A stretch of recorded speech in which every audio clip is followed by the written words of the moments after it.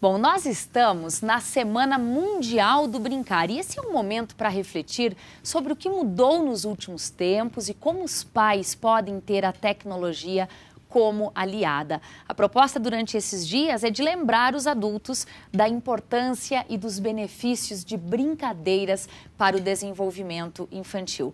Nossa convidada de hoje é a psicóloga, a doutora, a professora aqui na UPF, Marilise Brockstedt-Lerch. Seja muito bem-vinda à UPF TV. Obrigada por aceitar o nosso convite em uma semana tão importante. Obrigada, viu? Uma alegria. Bom, essa semana, a Semana do Brincar, ela existe desde 2009 e ela só existe porque os pais precisam saber o quanto brincar é importante em todas as etapas de uma criança.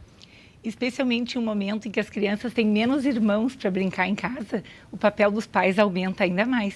Antes era muito simples, né? Tinha lá 2, 3 irmãos ao redor. Então, além disso, a questão dos eletrônicos, né? Que é outro problema bem difícil dos pais resolverem, né? Se deixar livre, elas vão querer estar com o tablet na mão, elas vão querer estar diante da televisão, do computador, do videogame. Então, realmente, tem que ser programado, tem que ter um tempo especial, tem que ter um lugar ideal, né? Para que os pais possam se programar e reconhecerem que, se não houver um tempo especial para isso, falhas irão ficar no desenvolvimento das crianças. Pois é, a criança que não brinca o necessário, ela pode ter quais consequências, por exemplo, na vida adulta? A gente percebe isso como no dia a dia? A partir do brincar que a criança desenvolve a sua inteligência. Então, o brincar ele trabalha tanto os aspectos das habilidades motoras, trabalha os aspectos cognitivos, né? A questão da imaginação, que essa possibilidade de circular entre a fantasia e a realidade, isso inclusive ajuda as crianças a resolver conflitos internos que ela possa ter. Então, o brincar, ele também é curativo, ele é preventivo e ele é curativo. Que a criança, enquanto brinca, ela projeta o seu mundo interno, resolvendo suas questões e, claro, se divertindo.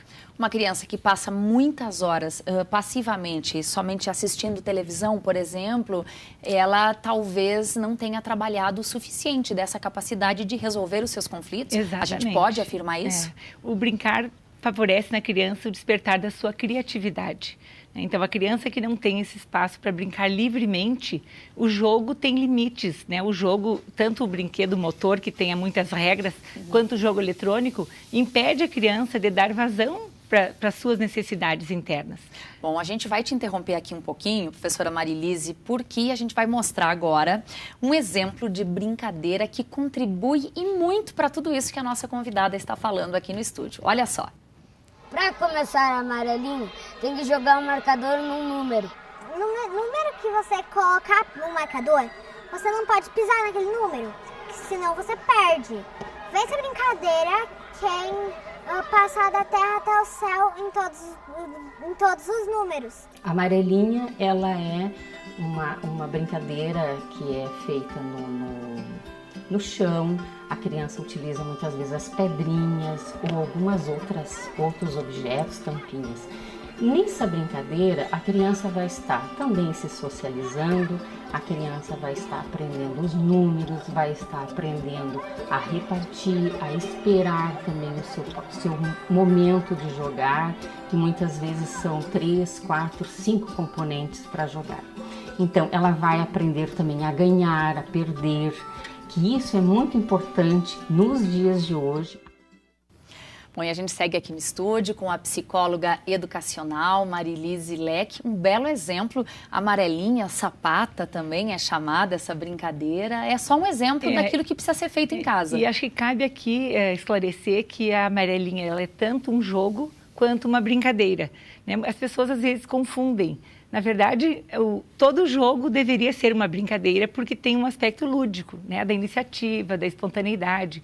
Mas a amarelinha, nesse caso, ela é um jogo estruturado.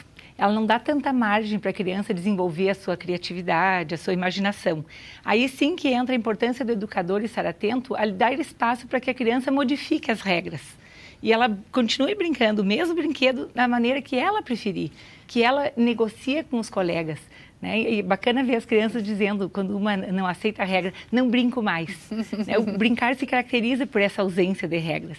Então, o jogo é importantíssimo porque ele estrutura. mas o brincar livremente também faz com que a criança se desenvolva com muito mais iniciativa própria e espontaneidade. Nós conversávamos antes, a brincadeira para os pais é um fim, né? A criança vai ali, brinca e você está de olho naquela situação, mas para uma criança é um meio de chegar a um outro lugar. A amarelinha também serve como exemplo disso. Se um professor vai trabalhar uma operação matemática, né? Se errou no número 3 ou chegou lá no céu, né? Quantos quadrados pulou, dá para fazer de multiplicar. Para a criança tem que ser o fim em si mesmo. Não dá para dizer para a criança, agora vamos pular a amarelinha para aprender matemática, que vai perder a ludicidade. Bacana, né? Pode até ser divertido igual, mas perde a espontaneidade da criança, que caracteriza o brincar. Agora, com pais cada vez mais atarefados, muitas vezes trabalhando manhã, tarde, noite, aos finais de semana, respondendo a muitas mensagens no celular, como é que se faz para a criança não ter esse comportamento de ficar muitas horas diante de equipamentos eletrônicos que não são vilões? Na verdade, tudo depende da quantidade do uso.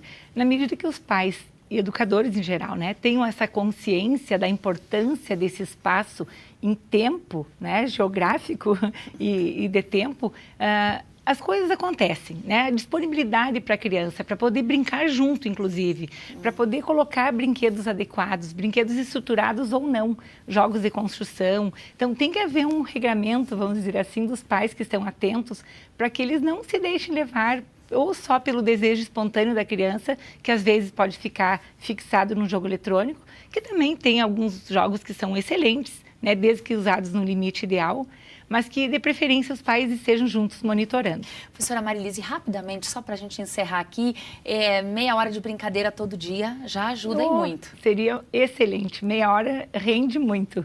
Olha só, obrigada pelas informações, uma boa semana. A gente vai agora, para encerrar o programa de hoje, apresentar aí mais uma brincadeira que pode estimular o desenvolvimento na infância. Para começar, tem que ter um elefantinho colorido, daí as pessoas que tem que correr. Daí o elefantinho diz elefantinho colorido e as outras perguntam que cor. Daí o elefantinho diz a cor e as pessoas têm que correr atrás da cor. E se não achar a cor, o elefantinho pega e vira um novo elefantinho. Aí depois a gente começa tudo de novo, o elefantinho colorido. Essa brincadeira não tem vencedor, a gente brinca até cansar.